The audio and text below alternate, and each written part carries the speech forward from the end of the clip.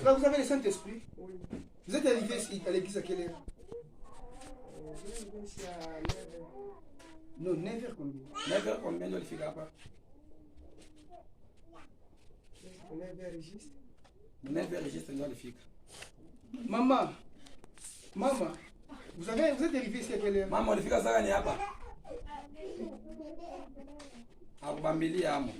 Pourquoi j'ai demandé pardon pour l'église? Joni mimi naomba msamaha juu kanisa. Il y a une voix qui m'a parlé. Uko sauti mwana nilisikia hapa. C'est pourquoi frère, il faut éviter de mentir devant l'église. Na ndio maana ndugu inabidi kuacha kusema uongo katikati ya mkutano. Moi je suis arrivé ici à 9h juste. Mimi nilifika hapa mu 9h juste. Papa Simon est arrivé ici à 9h15. Papa Simon anafika mu 9h15. Est-ce qu'une personne qui a le Saint-Esprit ule mtu mwenye kuna Roho Mtakatifu peut arriver à l'église en retard? Anaenda kufika kanisani na nini na retard. Et qu'est-ce que la voix m'a parlé? Na sauti ilisema nini? La prière d'aujourd'hui. Maombi ya siku ya leo. Tu seras celle bénie. Asema utabarikiwa wewe mwenyewe. J'ai pleuré dans mon cœur. Nililia ndani ya moyo wangu. J'ai dit à Dieu. Nilimwambia Mungu. Mais pourquoi les gens vont venir et ne seront pas bénis? Ni kujua nini bado banza kuja na batabarikiwa? Mais parce que les gens ne respectent pas ma parole. Les gens ne sont pas obéissants dans ma parole. Si on disait ceci, on va distribuer les sacs de la farine ici à 9h juste. Vous verrez, les gens viendront à 8h pour attendre son tour. Mais pour venir adorer Dieu, il faut venir à 10h. Amen, amen. Amen. Nous allons lire deux passages. Le premier passage, nous tirons dans le livre de Matthieu chapitre 21. Nous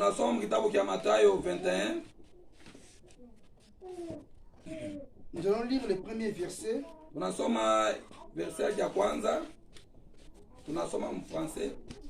Ok, jusqu'au 6e verset. Chapitre Matthieu chapitre 21 1 jusqu'à 6. Tutaishi maneno la Mungu. Tunasoma kitabu cha Mathayo chapitre 21 verset 1 jusqu'à 6. Tunasoma français. Wote utasoma Kiswahili. Tunasoma français. Lorsqu'ils approchèrent de Jérusalem et qu'ils furent arrivés à Bethphage, vers la montagne des Oliviers, Jésus envoya des disciples en leur disant: allez au village qui est devant vous. Vous trouverez aussitôt une ânesse attachée et un anneau avec elle. Détachez-les et amenez-les-moi. 3. Si quelqu'un vous dit quelque chose, vous répondrez: le Seigneur en a besoin. Et à l'instant, il les laissera aller. 4. Or, ceci arriva afin que s'accomplisse ce qui avait été annoncé par les prophètes. 5. Dites à la fille de Sion: voici ton roi vient à toi, plein de douceur, et montré sur un âne, sur un anneau, le petit d'une ânesse. 6e, les disciples allèrent et firent ce que Jésus leur avait ordonné. Ils amenèrent l'ânesse et l'anneau, mirent sur eux leurs vêtements et les firent asseoir dessus. Amen. Amen. Mathayo chapitre 21 verset 1 inasema, na wakati alipokaribia Yerusalema na kufika Betfage katika mlima wa Bezetuni, Yesu akatuma wanafunzi wawili akiwaambia, wendeni katika kijiji kilicho mbele yenu, na mara moja mutakuta punda amefungwa na mwana punda pamoja naye, mfungue na kuleta kwangu. 3. Na kama mtu akimwambia ninyi neno, semeni, Bwana anawahitaji, na mara moja atawatuma. 4. Maneno haya amekuwa hata litimie neno lililosemewa na nabii akisema. 5. mwambie binti ya Sayuni, tazama mfalme wako anakuja kwako, mpole, naye amepanda punda na mwana punda, mtoto wa punda. 6. Wanafunzi wakakwenda wakafanya kama Yesu alivyo amuru. 7. Tunasimamia pale. Lisons aussi Galates chapitre 6 verset 7. Oui, Galates 6 à 7. Galates 6 à 7.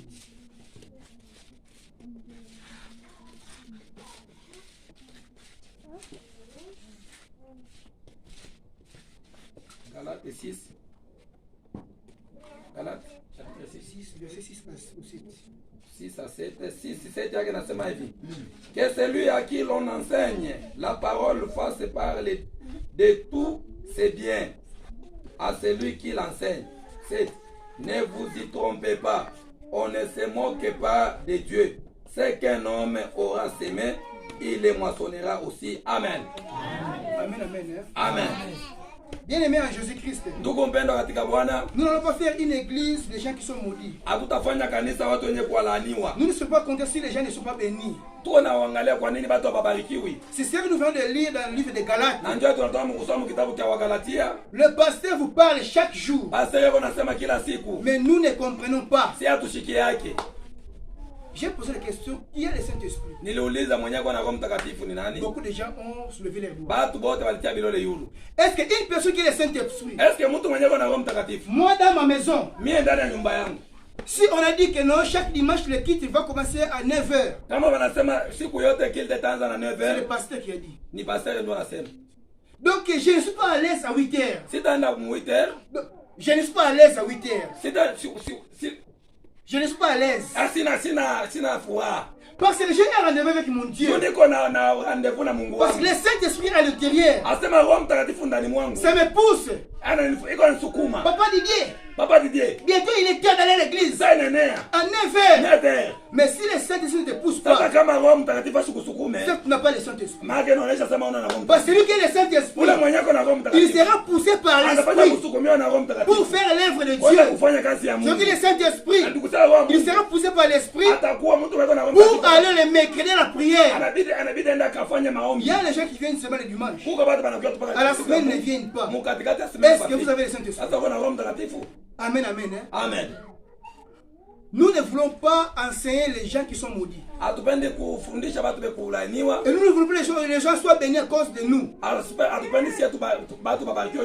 que si vous ne voulez pas obéir le pasteur vous dit, vous n'obéissez pas à Dieu. C'est une malédiction.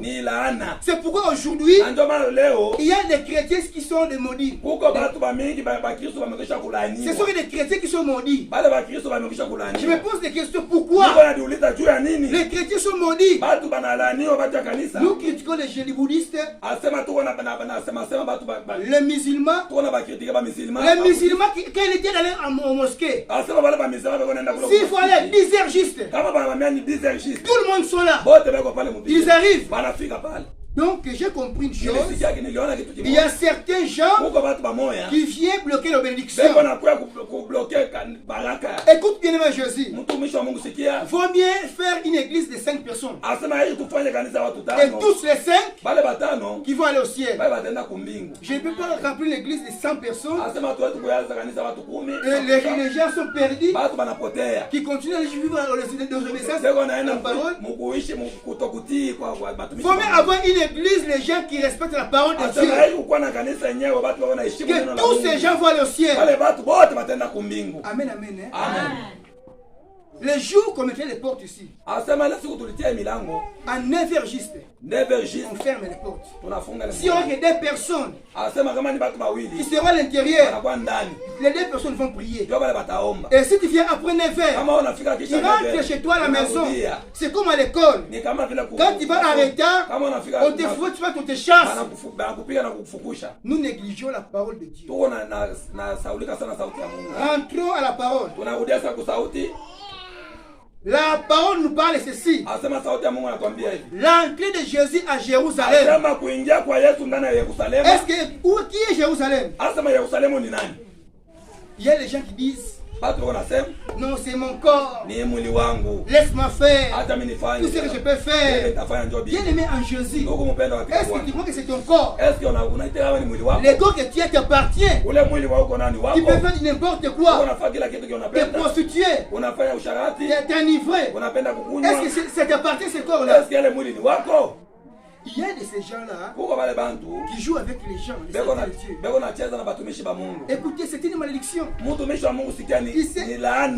tu touches à un serviteur de Dieu, toutes tes générations seront maudits. C'est pour faire très attention. Le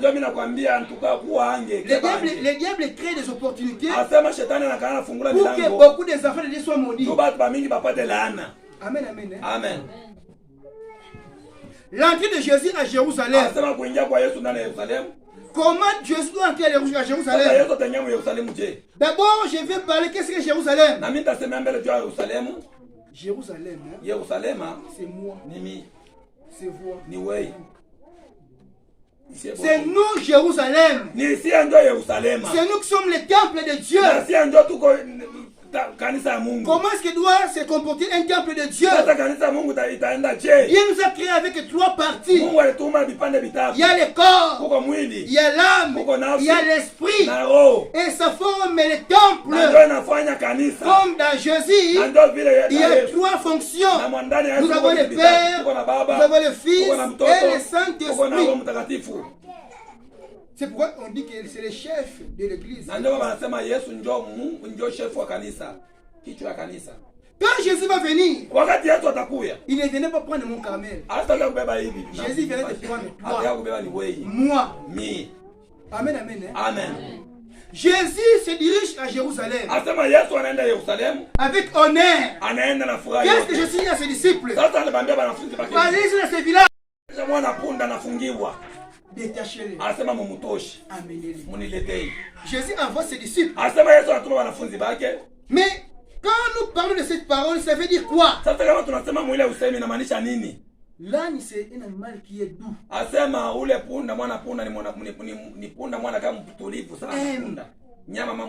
Donc qu'est-ce qu'il dit? Allez dans ce village-là, vous trouverez ces ânes, détachez-les. Jésus nous envoie. Et vous, allez détacher les âmes qui sont bloquées, les âmes qui sont enfermées. Si on vous demande, dites-leur ceci: le Seigneur en a besoin. Bien aimé en Jésus, le Seigneur a besoin de toi. Venir vers lui. On est allé détacher ces âmes. On les a amenés. Jésus a monté. Et commencé à se diriger à Jérusalem. Les gens ont pris les pagnes, les rameaux, ils ont mis par terre. Et Jésus passait avec gloire. Écoutez bien aimé, quand Jésus arrive devant Jérusalem, devant le temple, la Bible nous dit ceci. Si vous étudiez le chapitre, Jésus commençait à pleurer. Mais pourquoi Jésus va pleurer? Devant le temple. Jésus vient devant le temple. Il trouve la sorcellerie. Dans moi, il plaît. Mais comment si je vais entrer dans cette personne avec la sorcellerie? Je vais entrer dans cette personne avec la prostitution. Je vais entrer dans cette personne avec le mensonge. Jésus plaît. Écoute-moi bien aimé Jésus. Jésus était devant toi, en train de pleurer. Et puis Jésus a commencé à pleurer devant toi. Mais il ne veut pas ouvrir la porte. Pourquoi? Ouvre la porte afin qu'il entre. Il demeure. Pourquoi tu ne viens pas ouvrir la porte? Jésus pleure devant le temple. Il faut que toi tu ouvres ton cœur. Ouvre le temple que tu es. Afin que Jésus entre. Bien aimé à Jésus. Dans le temple, les gens qui étaient à l'intérieur, qu'est-ce qu'ils disaient? Mais qui est à l'extérieur? Non, c'est Jésus de Nazareth qui est en train de venir.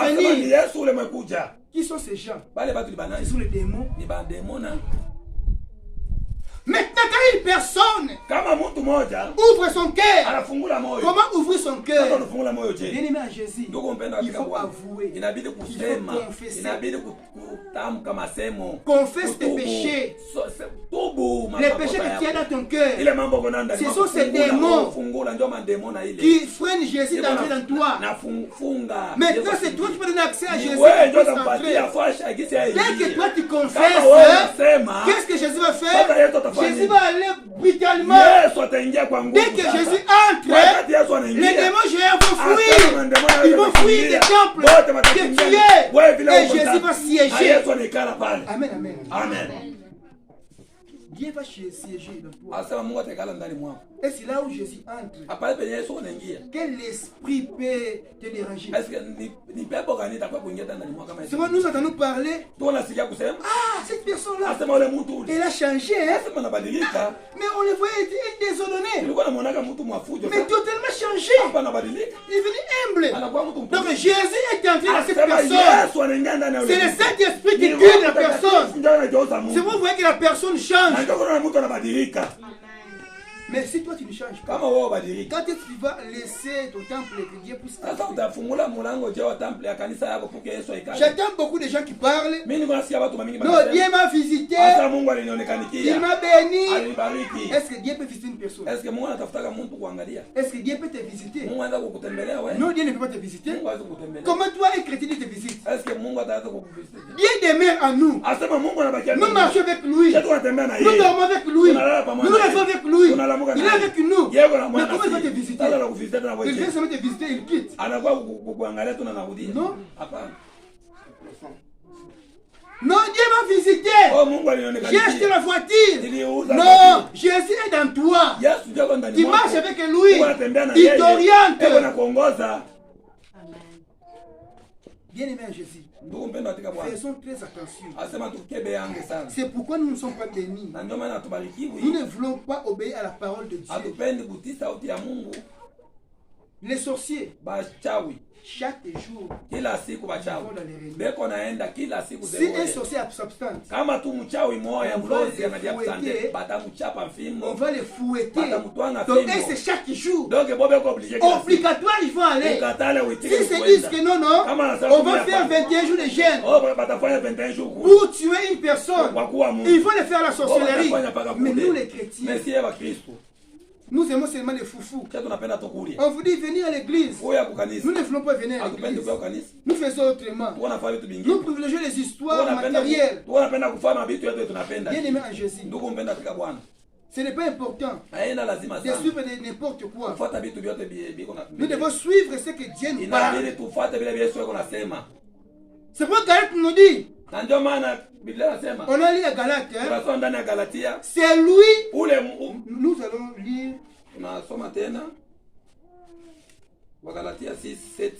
Oui, c'est lui qui a c'est lui à qui l'on enseigne la parole fasse part de tout c'est bien à celui qui l'enseigne. Ah, ok.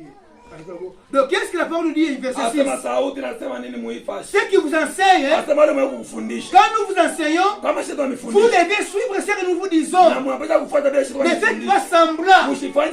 Quand vous faites semblant, continuez verset 7. Ne vous y trompez pas. On ne se moque pas de Dieu. Ce qu'un homme aura semé, il les moissonnera aussi. Amen, amen. Amen. Quand on vous enseigne bien aimé Jésus-Christ, vous devez suivre la parole de Dieu et appliquer. On ne se moque pas de Dieu. Avec Dieu, on ne se moque pas. Faites l'œuvre de Dieu que vous avez dit. Même si vous voyez les combats derrière vous, faites l'œuvre de Dieu. Même si moi on me combat, c'est vraiment un péché venir prêcher la parole. Je sais que le diable est son travail. C'est de jouer avec les enfants de Dieu. Et on sait que c'est l'effet des œuvres du diable. les œuvres du diable. Et si tu es un vrai chrétien, tel que tu es là, tu vas comprendre que dès que je suis Christ à 100%, je serai tenté. Regarde la foi. Jésus-Christ. Si tu es Jésus dans toi, tu ne seras pas à l'aise. On va te poursuivre. Tu seras tenté. Le diable n'est pas content. Si tu es Jésus dans toi, parce que tu deviens un danger dans les royaumes. Tout ce que tu vas parler de la bouche, ça va atteindre le monde éternel. Amen, amen. Amen. Faites très attention. Jésus est devant toi. Qu'est-ce que tu gardes dans ton cœur? Tu es encore sorcier? Tu es encore impudique? Tu es encore menteur?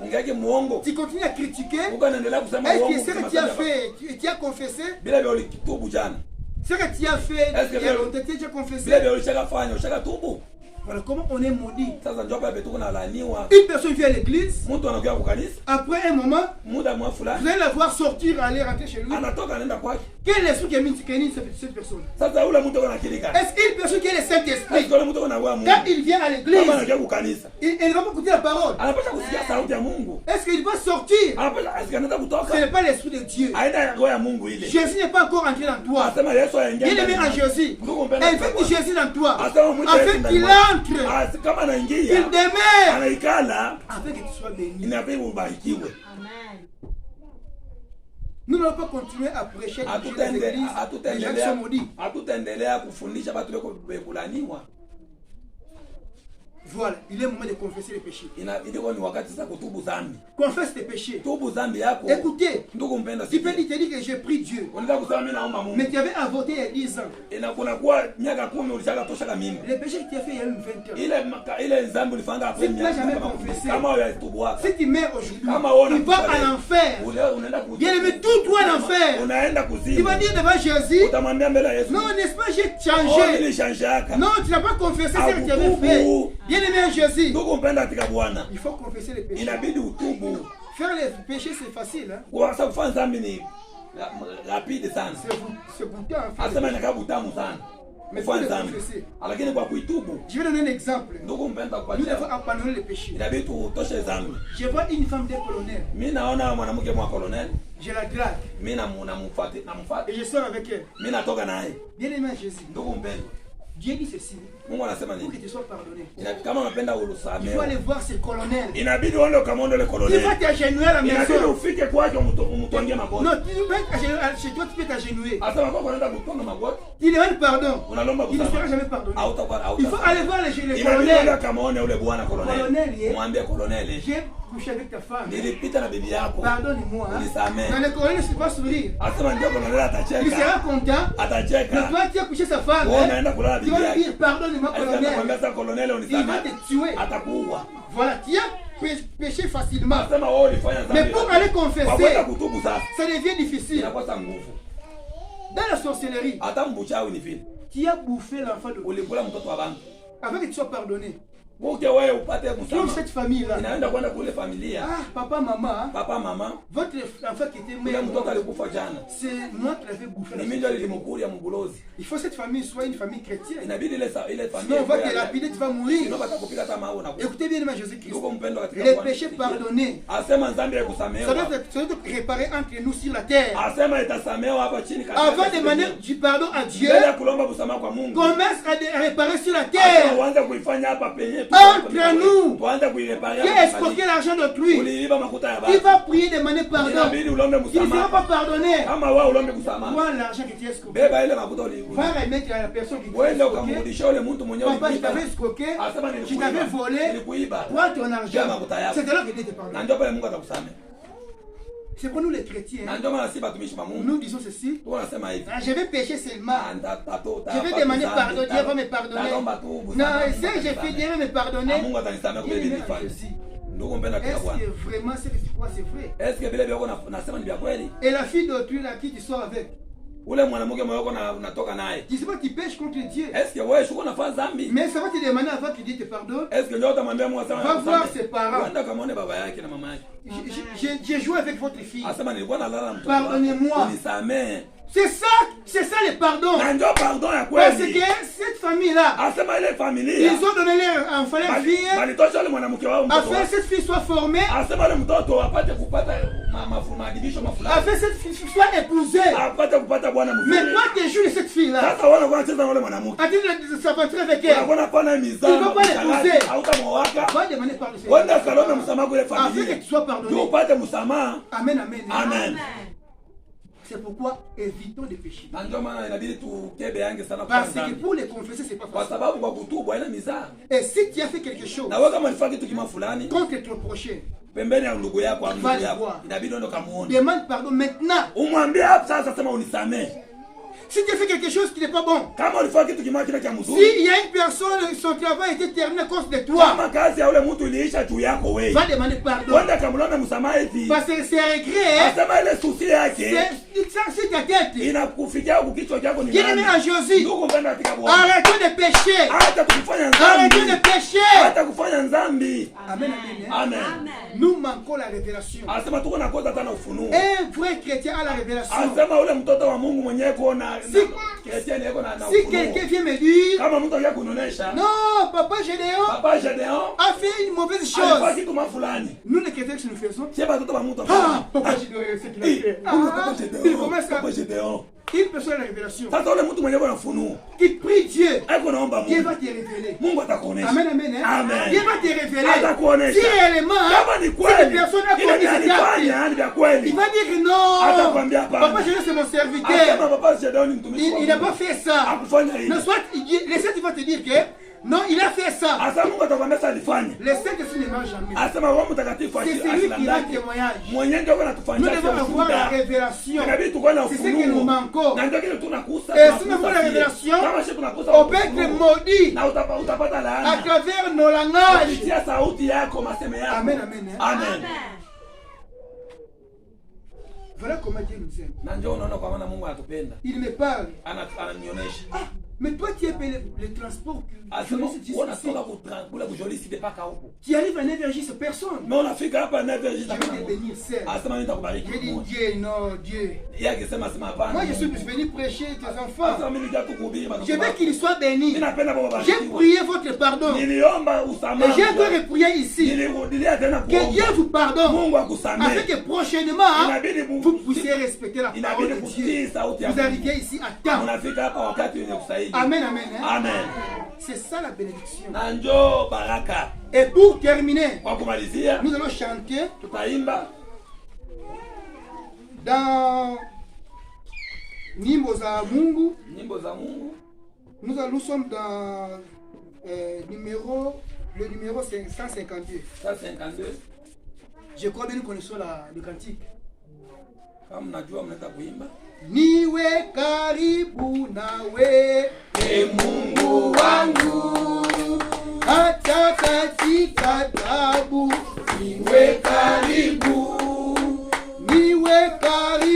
nawe, Mungu wangu, hata katika taabu. Niwe karibu, uwima wangu Bwana, niwe karibu nawe.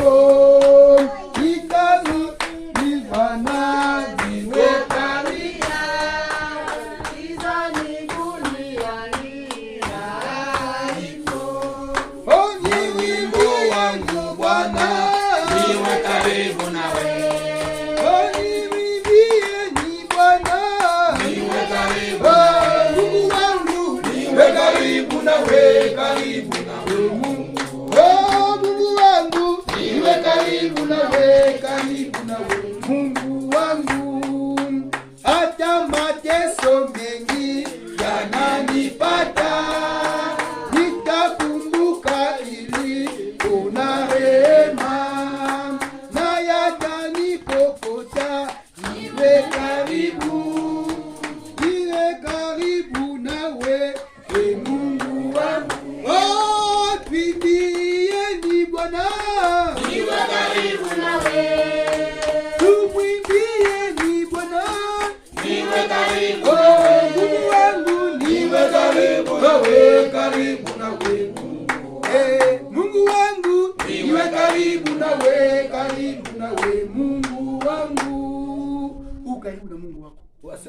Il faut être à côté de ton Dieu.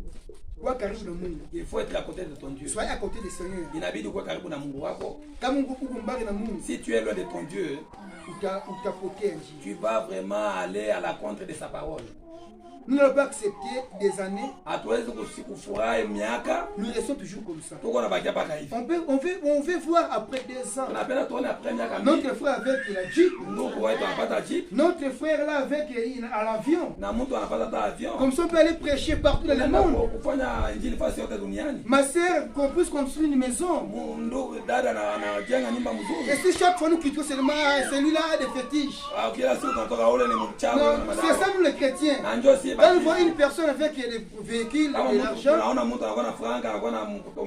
il a des fétiches.